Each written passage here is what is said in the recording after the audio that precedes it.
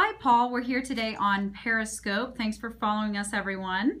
What you looking at, Paul? No, is that, I'm sorry. I'm looking at, that looks like the Viper, man. Is that the Viper? Is that on me? There we go. Oh, there you go. Now you got the right graphic. Okay. Am I losing my mind? Am I losing my mind? Don't answer that. Don't heart that, okay? So viewers and myself is actually wondering what's going on with Tropical Storm Erika, and also can you kind of let viewers know what is a tropical storm versus like a hurricane or something like that? Exactly, yeah. What we're talking about hurricanes or tropical systems anyway, and they're really like the heat engines of the world, you know, where the heat traps near the equator and goes up towards the poles. It's pretty typical stuff, typhoons and hurricanes, and tropical storms and tropical systems. So, in simplest terms, a tropical storm is the little sister or little brother of a hurricane. You know, so same kind of thing, just smaller and not quite as strong, you know, and who won't take all the food off your plate, you know what I'm saying? So, and so when you look at tropical storms, some things have to be in place for a tropical storm to get stronger. And it's the basics of all systems. It's got to have enough moisture, water in the atmosphere. It has to have enough heat energy because, you know, heat fuels everything. And it has to stay away from dry air, and then it has to stay away from what's called wind shear. You know, it's that shearing type of a thing. Think of that as, you know, like when you would use a plane on a piece of wood, you know, the shearing. What happens is you'll have this is like a tropical system, okay? This is the bottom of it, this is the top, right? Mm-hmm. So what happens is if the storm stays basically straight up and down, it can get stronger and stronger. But what wind shear would do, it'll make it do this. Okay? So it'll make it tilt. So when it makes it tilt, that's the shear pushing it or causing it to lose a lot of strength. So that's the difference between shear. So if it's straight up and down, it gets strong and all that. But if shear is a big factor, it'll make it twist, so to speak, or lean. And when it's leaning, it can't go straight up and down with all of the convergence and all the air parcels going up like that. And when it's tilted like that, it tends to shave off. In fact, there have been cases where wind shear is literally shaved off the top of a tropical system, and it falls apart. We had a couple questions asking if it's going to head to the East Coast. Okay, well, let's get into the details of that. Someone said Hurricane Paul Williams. Nice. Hurricane Paul Williams. Yeah, I like that. Let's please not call it that, right? Okay, so I always get confused how we do this. Pow, there we go. Oh, yeah, okay. And then I can look at Then you can look at it. Okay, all right. So now, first of all, Erika, as of the last update, is actually a tropical storm. That means less than 74 mile per hour winds. Now, this is sustained winds. So we're looking at 50 mile per hour sustained winds, and it's moving to the west. Now, the movement doesn't really matter.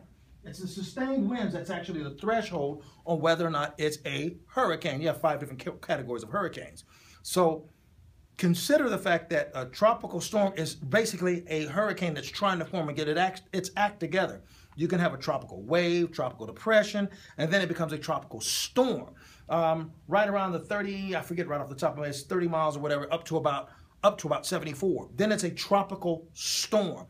And also with a tropical storm, with a tropical storm, you have to make sure that the circulation becomes more complete. But a lot of times with a tropical storm, like with Erika, it's not totally complete. You see where this little marker is right over here towards the corner of it instead of directly in the middle? Well, that's because that circulation is kind of undecided for right now. Now, it's located at 17.7 north, 70.2 west, and move to the west at about 18 miles per hour. Mm-hmm. Now, to better answer that question, you just got to stay there because I got to grab the please. Okay, now, that's the movement as it's moving towards past Puerto Rico, now getting ready to head towards Haiti and Santo Domingo. Watch this. Here's the latest tracking what's expected with Erika. This will answer some questions people had about where it's heading. Right. So, Saturday, north of East Cuba. Sunday, in the Bahamas. Got it? Monday, Florida. Tuesday, Florida. Is Orlando in the way, someone said. Yes. Yes. Hi, Savannah. Miami, Orlando, Tampa on the other side, because it's so big anyway, right. It's going to affect you no matter what part of Florida you're in. Okay. Okay, so it's not going to matter where you are in Florida, it's just going to hit Florida. The thing is, it's expected to skip along the East Coast, and some of the early models had this storm getting stronger than a Category 1. I do believe that Erika is going to be a possible Category 1 by the time it strikes on, I think, Monday or going into Tuesday. It's looking favorable to stay a little bit strong. It's coming out of a very rocky part because for example, go back over to the map. Right now, right where it is right now, this is more of an unfavorable zone. where it's actually going to have a less opportunity to get stronger. But it is expected to get stronger as it moves into the Bahamas and then up towards Florida. Right in this area between the Bahamas and Florida, that warm air and that moisture that's going to be in abundance, well, that's going to be the place where you can see this storm get stronger. Now, it may become a really big, impressive tropical storm or a Category 1 hurricane. They're pretty close to each other as far as the wind speed is concerned. In either case, we're talking about rough seas, rough shores, rough tides, rip currents, rather. And we're talking about downpours that's going to create some flooding, significant flooding in some areas. And there's going to be wind damage, and there's going to be the possibility of mudslides because you already have Florida. It's been socked with some scattered showers already. Right. And they've been dealing with rain already. Now here comes Erika, the unwanted crasher to the party, so to speak. And that was the same thing we talked about this morning on ABC News. How's the isolated tornado threat within the bands? That's going to continue to be a problem, particularly in Florida, because, see, with those outer bands, I expect those bands to start actually along the western side of the state and then swing up in that direction. Wait, counterclockwise, I'm sorry. From the west that way. Yeah, because I'm looking backwards. I'm looking through the camera.